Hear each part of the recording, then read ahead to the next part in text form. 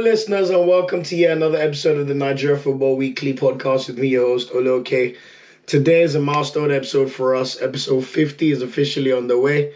I just wanted to shout out all the listeners out there across every platform that we put the podcast out on, from YouTube to your usual streaming platforms.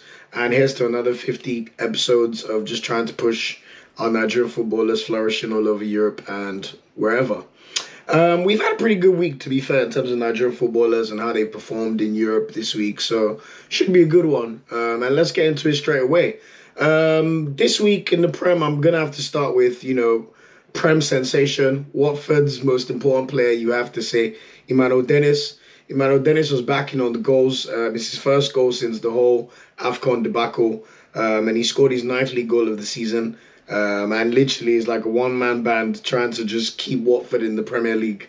It was a winner against Aston Villa on Saturday, a 1-0 win at Villa Park. Great header as well, great cross from Ismail Assar. And it's good to see Dennis backing on the goals. And hopefully we can see him get close to at least the 15-goal mark for this season.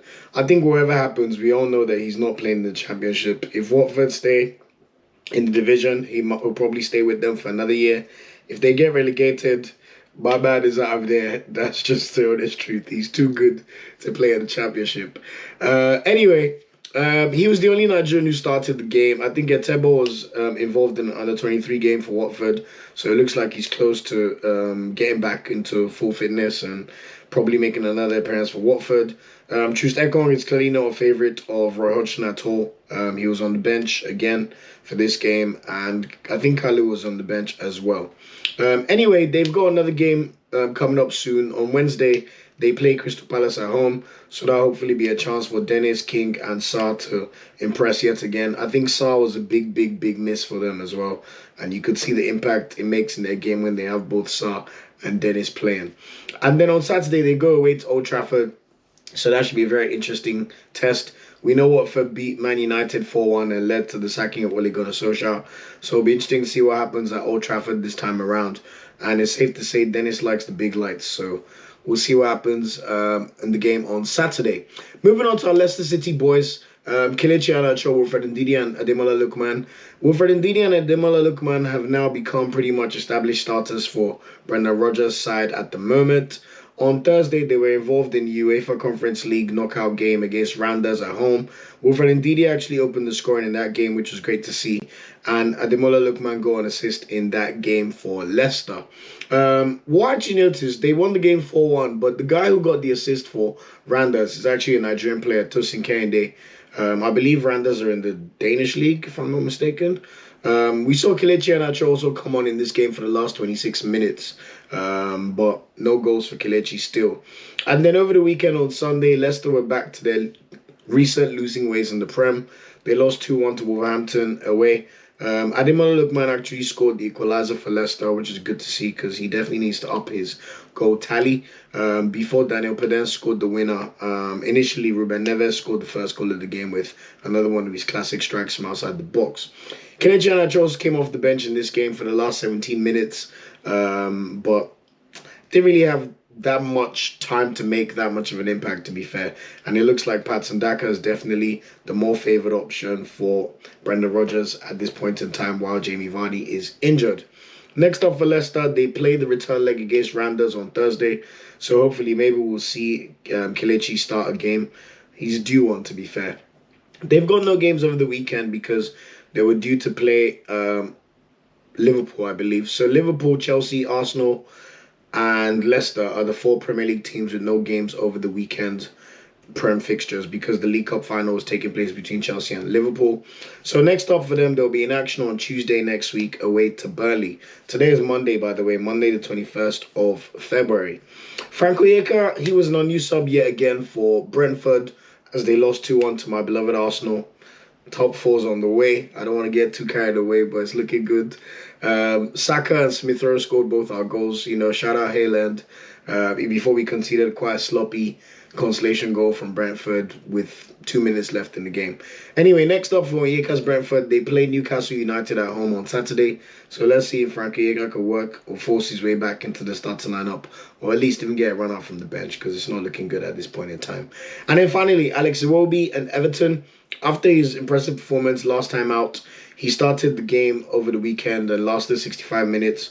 Although this time he didn't have that great of a game. They lost 2-0 to Southampton.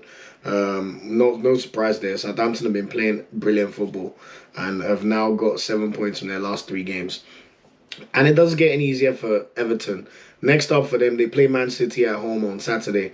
And we know Man City lost over the weekend to Tottenham. So it's safe to say that the bruised machine will be out for revenge against Everton. In terms of other Prem fixtures since the last episode of the podcast, there was one midweek game last week, Wednesday. Man United versus Brighton. Ronaldo and Bruno Fernandes scored the goals in that game for the Red Devils. And then on Saturday, we saw West Ham draw 1-1 against Newcastle. Joe Willock scored his first goal for Newcastle this season. We also saw Burnley thrash Brighton 3-0 away. Probably one of the more surprising results of the weekend. While Weghorst looks incredible. I mean, what a signing for Burnley. Definitely looking like an upgrade on Wood. So let's see how it goes for them. And especially Weghorst. I've quickly drafted him into my FPL. No time to waste.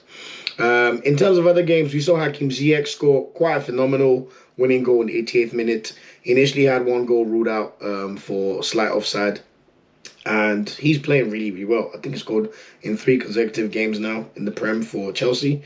And he's definitely looking more like the Ajax Ziyech that we all knew was a baller, to be fair. Liverpool continued their procession. Routine 3-1 win over Norwich. Although they conceded first to a Rashica goal, we saw the entire front line score in this game. So Salah, Mane, and Luis Diaz scored his first goal for Liverpool. And then, as I mentioned, probably one of the best games I've watched this season and over the last few years took place at the Etihad.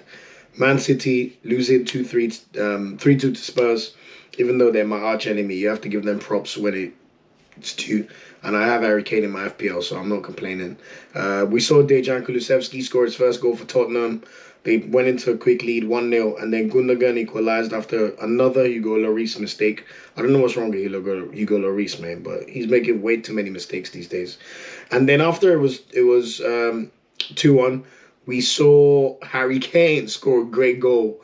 I mean, perfect move between him and Son. Son crossed the ball, and he just used his right foot and placed it past Edison quite brilliantly. This definitely looked like the Harry Kane of old. It looked like he was keen to show Man City what they're missing out on. Riyad Mahrez then scored a penalty in stoppage time after Cristiano Romero handled the ball. I'm not sure what he was trying to do. Before Harry Kane it was what a game. Scored yet another goal in stoppage time with the great header to win the game for Tottenham. So that top 4 race is on. I mean, you've got West Ham, Man United, Arsenal, Tottenham, Wolves, all battling for that one spot. You could even say Chelsea are going to be dragged into it, but we shall see. But that was it in terms of the Prem fixtures on Saturday. And then on Sunday, we saw one of the classic Premier League games happen again. Leeds United against Man U. We know Leeds have one of the worst defences in the Prem, to be fair. And they lost 4-2 to Manchester United. I mean, when you allow Man United score their first corner kick goal of the season, that tells you all you need to know about Leeds United's defence. We then saw Rodrigo score a lucky goal. It was definitely a cross, but it went past De Gea. Bruno Fernandes made it 2-0 initially before Rodrigo scored. And then probably my favourite player outside the top 6, Rafinha, then go and equalise for Leeds United. But then again, Rangnick made a few subs, brought Fred on. Fred had a big impact towards the end of the game. Immediately came on, he scored a great goal. And then we saw Anthony Nwakaeme, the young Swedish forward, wrap up the points to make it comfortable for United. In terms of next Prem fixtures to be aware about, we've got quite a few games over the midweek. There's 4 games to watch out for because of rescheduled fixtures. Burnley host Tottenham on Wednesday night. Watford play Crystal Palace, as I already mentioned. We look to see Dennis do well in that one. Liverpool play Leeds United. I will not be surprised if we see Mo Salah get a hat-trick against that Leeds United defence. And then on Thursday, in a crucial top 4 race battle, Arsenal host Wolverhampton at home. So I'm hoping that the boys could do us proud and get another 3 points on the board after beating Wolverhampton just 2 weeks ago. And then there'll be the new game week with the game week starting on Friday. Southampton host Norwich in the Friday night kickoff at St Mary's. And then on Saturday, Leeds United play Tottenham at home. Brentford then play Newcastle in one of the 3 p.m. kickoffs. Brighton play Aston Villa in one of the 3 p.m. kickoffs. And Crystal Palace play Burnley, as well as Man United hosting Watford for a 3 p.m. kickoff. The 5:30 p.m. game will be Everton versus Manchester City at Goodison Park. And then on Sunday, there's only one Premier League game with West Ham United playing Wolverhampton at 2 p.m. before the League Cup final takes place at 4:30 between Chelsea and Liverpool at Wembley. So that's it in terms of the Prem and all you need to know regarding the Premier League. Moving on, Serie A. We saw Victor Osimhen start on Thursday in the Europa League knockout round at Camp Nou. So Napoli got a credible 1-1 draw to take back home to Naples. And then earlier today, he came off the bench. I'm not sure why Spalletti benched him. Maybe he was trying to rest him, but I thought it was really stupid. But Osimhen came off the bench to score a brilliant headed equalizer to salvage a point for Napoli away to Cagliari. You could say it was a very disappointing result because if they won the game, they would have gone top of the league because AC Milan drew to Salernitana and we also saw Inter lose 2-0 at home to Sassuolo. So another missed opportunity for Napoli and they really have to start taking these chances to at least make some, show their intent for the Scudetto. It's really, really annoying how they managed to continue slipping up. Anyway, before that game, before any Serie A work, on Thursday, they've got the second leg against Barcelona at home in the Maradona Stadium. And then in the league, they've got a tough tie away to Lazio on Sunday in Rome.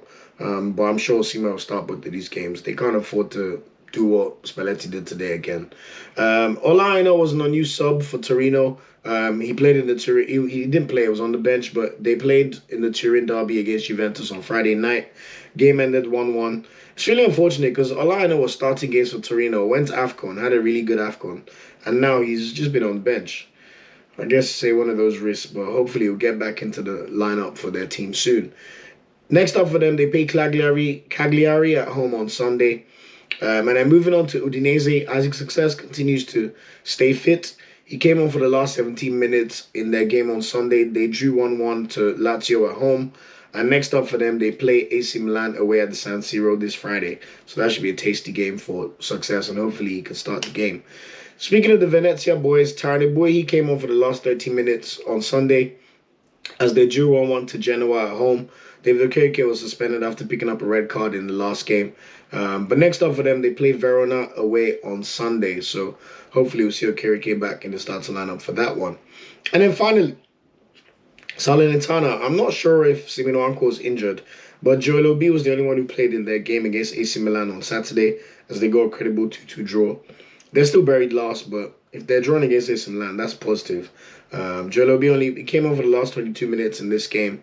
And next up for them, they play Bologna at home on Saturday. So if they're gonna have any chance of staying in the league, it's these games against Bologna at home that they have to win. So fingers crossed, we'll see how they do in that one. And then moving on to Ligue 1, Moses Simon and Nantes continue their recent brilliant form. They won their second game in a row. Stellar performance from Moses Simon against the league leaders PSG at home on Saturday. He also got an assist for one of the Nantes goals as they won 3-1. So quite a comfortable win. We know Neymar missed a penalty and they were 3-0 down at halftime. So really, really impressive stuff from Nantes. So keep it up. Next up for them, they go away to Metz on Sunday. So that should be an interesting game. And you could say that's pretty much a 50-50 game. Terry Murphy for Lorient, he's lost his place in the starting lineup after what can only be described as a dreadful patch of form. While new boy Innocent Bonke continues to start every game for them.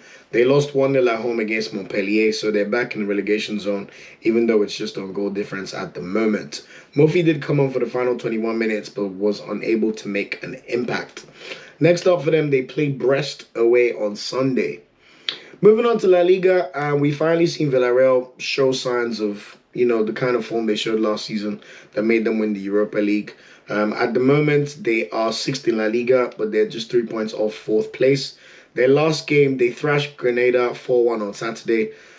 Samuel Chukwueze came on for the last 29 minutes and was still able to get an assist. So that's how dominant they were in this game. I think Arnaud Danjuma scored a hat-trick in this one. He's been on fire, man. I wish he played for Nigeria, but good riddance, you know. These things happen. Next up for them, Chukwueze is also the only Nigerian player who's still in the Champions League. So they play Juventus tomorrow at home on Tuesday night at El Madrigal in the Champions League round of 16. And then over the weekend, they play Espanyol at home on Sunday. And just to touch on Umar Sadiq at Almeria. Almeria at the moment are 1 point off the top of the Spanish Segunda, so the second division. They won 2-1 on Sunday with Umar Sadiq scoring both goals for Almeria. Next up for them, so he's now got 10 league goals for the season. And next up for them, they're in action on Friday against a team called Fuenlabrada. So hopefully we can see Sadiq finally get his chance in La Liga once and for all after this season, but there's still a long way to go.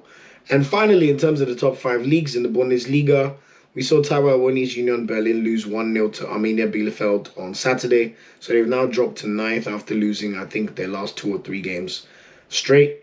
Hopefully he could get back into scoring form because he's got 9 Bundesliga goals. So it'll be nice for him to get into double figures for the season as soon as possible. Next up for them, they play Mainz at home on Saturday. And then Kevin Akpoguma came on for the final 4 minutes for Hoffenheim as they beat Wolfsburg 2-1 away on Saturday. They're currently 5th in the Bundesliga and level on points with Leipzig in 4th place. So all to play for Hoffenheim. Next up for them, they host Stuttgart on Friday night. So that should be an interesting game. And hopefully we see Akpoguma get back into the manager's good books. And then finally, Dixon Abiyama for Greater Furto, bottom of the league in Bundesliga. He was an unused sub as they lost 4-1 to Bayern Munich away on Sunday. Next up for them, though, they play Cologne at home on Saturday. So that's the kind of game that they need to win if they want to stand any chance of not just being condemned to relegation as soon as possible. And that's it in terms of our top 5 leagues for the week wrap-up. So moving on to all the other leagues in Europe outside the top 5, starting with the Premier League as usual. Seydou Sanusi continues to be in impressive form for Porto. He started both their last games, initially in the Europa League on Thursday as they beat Lazio 2-1 at home in the first leg of their doubleheader. And then on Sunday, he also started as they beat Moreirense 1-0 away. So Porto are looking very, very good for the title, and I will not be surprised if they make a deep run in the Europa League. Next up for them, they played the return leg against Lazio on Thursday, and then they host Gio Vicente on Sunday in the league. Cyril Dessers, unfortunately, is currently injured for Feyenoord. While Marika Okoye, his game got postponed against Fortuna Sittard. The game was supposed to go on Friday. I'm not sure why it was postponed. Maybe COVID. Maybe, I don't know. I just know it was postponed. So next up for Marika Okoye, we'll see his team in action against PSV Eindhoven at home on Sunday. In the Belgian league, we saw Alassane Youssouf's Royal Antwerp lose pace in the league. They were initially 3rd and they had a home game this weekend. But they lost 2-1 at home to Mechelen, who are not one of the better sides in Belgium. So that's a big surprise. So now they're 3rd in the league behind Club Brugge. And guess what? They play Club Brugge away next on Sunday. So that should be a tasty tie.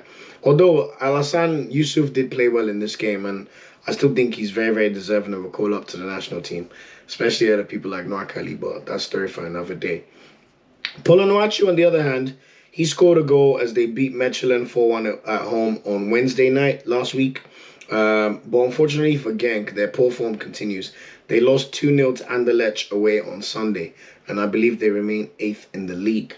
Next up for them, they play KV Kotrejik at home on Sunday, so hopefully we'll see Onuachu and Genk bounce back to winning ways and he could get back on the score sheet.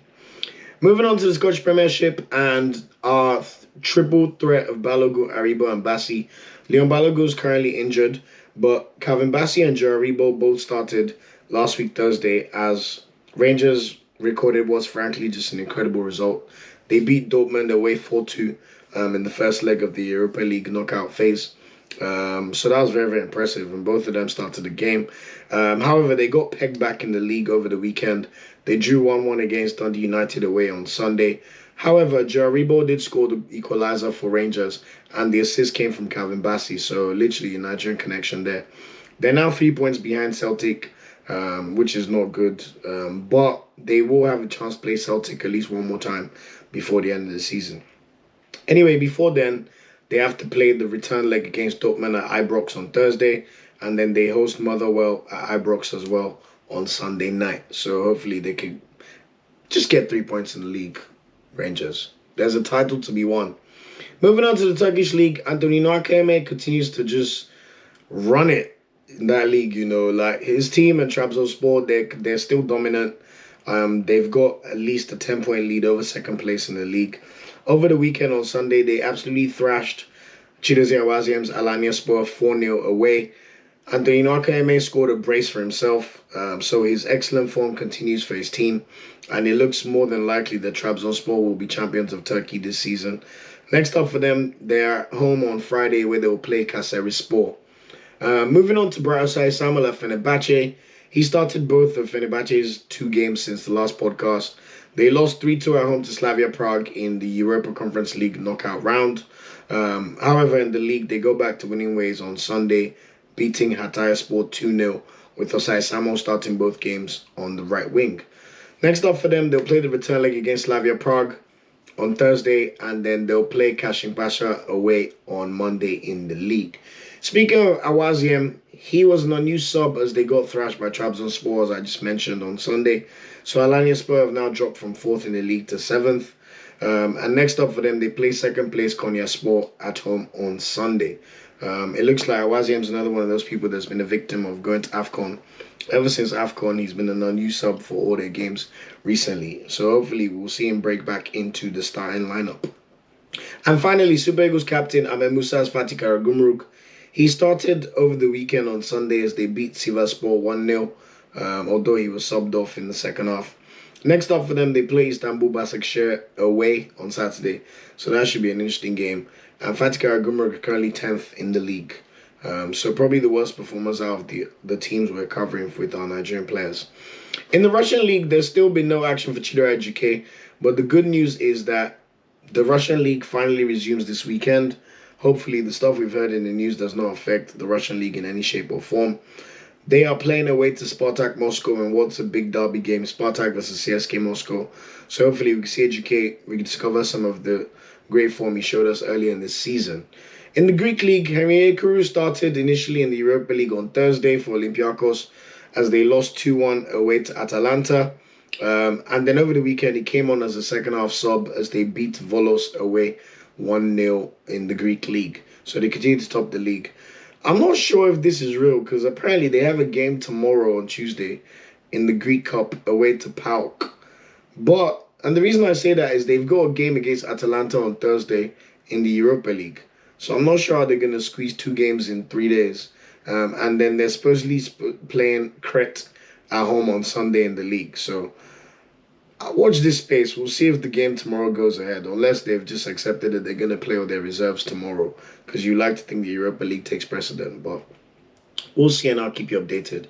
Finally, last 2 leagues in Czech Republic, Peter Olayinka, Slavia Prague. He's been starting games for them recently, which is good and positive to see. He started in a 3-2 win over Fenerbahce away in the Europa League on Thursday. The Conference League on Thursday. And then over the weekend, Olayinka actually scored the winning goal for Slavia Prague as they beat Bohemians 1905 in the league on Sunday. Next up for them will be the return leg against Fenerbahce, and then they play a team called Hradec Kralov away on Sunday. And then in Cyprus, we saw Abdullahi Shehu get back into the starting lineup for Omonia Nicosia. They played on Wednesday night and they beat a team called Aris Limassol 2-0 away. But they're still not doing that well in the league this season. Next up for them, it's the big derby, Omonia Nicosia versus Apoel Nicosia. Omonia Nicosia are the home team, and this game will be on Friday night. While Francis Zoho was on the bench for this game, it must be said. And that's it in terms of our roundup of European, our players in our European leagues. Starboy of the week, I have to give a shout out to Nwakaeme for bossing it with Trabzonspor. Got a brace. They continue to top the league and they're doing really well. But my Starboy personally has to be Emmanuel Dennis. I think if you watch the highlights of the game against Aston Villa, he ran the show. He's just a constant threat. I was watching Match of the Day and they were praising him silly. Like, honestly, he's just the guy. And it's good to see that he's put, the debacles of AFCON behind him. And to be honest, I want to see him back in the starting lineup for Nigeria when we go play Ghana. So shout out to Emmanuel Dennis. What a player, what a signing for Watford, and what a story. This is a man who couldn't get a goal for Cologne in the Bundesliga and is now tearing up the Prem. So shout out to Emmanuel Dennis. And then moving on, just quickly touch on the Champions League fixtures. Last week, we saw the first set of round of 16 games go ahead. Manchester City absolutely thrashed Sporting Lisbon 5-0. No need to say too much there. Sterling scored, Bernardo Silva scored. Everybody was getting in on the goals, and that tie's pretty much done. We saw Kylian Mbappe steal the headlines, though, on that day, scoring a last-minute winner against what's going to more than likely be his future employers in Real Madrid. Incredible finish from, the Wonder Man, Kylian Mbappe. And then on Wednesday, we saw Bayern Munich draw 1-1 away to Red Bull Salzburg. We saw someone born in Nigeria scored a goal for Red Bull Salzburg, actually, Adamu. However, he's Austrian international. I'm not sure why you play for Austria over Nigeria, because Austria don't go to World Cups anyway. But, to each their own. But Bayern Munich equalized to Kingsley Coman, so they've got a chance of doing what they need to do in the second leg. And Liverpool were just furious against Inter Milan. I mean, proper professional display, 2-0 win. Mohamed Salah scoring the second goal. I need to remember who scored the first goal. I can't remember right now, but Liverpool were good and they deserved their win. It was a very, very good game to watch. UCL fixtures for this week, as I already said, Samuel Chukwueze's Villarreal will be playing Juventus tomorrow. And then we also see Chelsea host Lille in what should really be a routine win for Chelsea, but you never know with the way they've been looking shaky lately. And then on Wednesday night, Atletico Madrid host Manchester United. Ronaldo back to haunt the team he loves to haunt the most. That should be a great game. And I think for the neutrals, Benfica Ajax should be a really, really good game as well. Although you have to say, I fancy Ajax to do one over Benfica in this game. In the Europa League, the results, Napoli drew 1-1 away to Barcelona. Zenit St. Petersburg lost 3-2 at home to Real Betis. I've already mentioned the Rangers result, beating Dortmund 4-2. We saw Sheriff Tiraspol beat Braga 2-0. We saw Sevilla beat Dinamo Zagreb 3-1 with Anthony Martial scoring his first goal for Sevilla in that game. I've already mentioned Atalanta beating Olympiacos 2-1. And Red Bull Leipzig drew 2-2 at home to Real Sociedad, with Zaidu Sanesi's Porto running up the fixtures with the 2-1 win over Lazio. So all those games are going to be replayed in the reverse order this Thursday. And then we'll get the teams that won the groups in the Europa League group stages coming to then join these 8 teams to form the round of 16 in the league. It's a bit of a crazy concept, but hey, to each their own, innit? So that's what the Europa League is looking like for this round of fixtures. And then in terms of Nigerian news, just to give a quick shout out to the Super Falcons. The Super Falcons were in action with a place at the AFCON, the ALCON, the African Women's Cup of Nations, at stake. They played on Friday at home in Abuja, and we beat Ivory Coast 2-0, courtesy of 2 goals from Ifeoma Unomuno. So shout out to Ifeoma Unomuno. And it was also Ashley Plumtree's international debut for the Super Eagles, the Leicester City defender, who's been playing really well in the Women's Super League in England. And to be fair, that's a great addition for the Super Falcons. So shout out to Ashley Plumtree and Ifeoma Unomuno. And then the return leg for that 2-0 win will be played on Wednesday this week in Ivory Coast. As long as we draw the game or we lose by 1 goal or nothing more than 1 goal, we will qualify for the Women's Cup of Nations. So go Super Falcons. And then finally, in terms of the ones to watch for this week, of course, Samuel Chukwueze in the Champions League. That has to be a must-watch. Sole Nigerian left in the tournament. Aribo against Dortmund. I love to see that. Chance to seal their progress into the next stage. Emmanuel Dennis in action against Palace at home on Wednesday, and also playing Manchester United on Sunday, who he tormented last year. Victor Osimhen in action against Barcelona at home. He'll be keen to, do the business on the big stage as he tends to do. And then he'll play Lazio away on Sunday. And then Isaac successors, Udinese playing AC Milan away on Friday in what's one of the a big tie for Udinese in Serie A. So that's it for this episode of the podcast.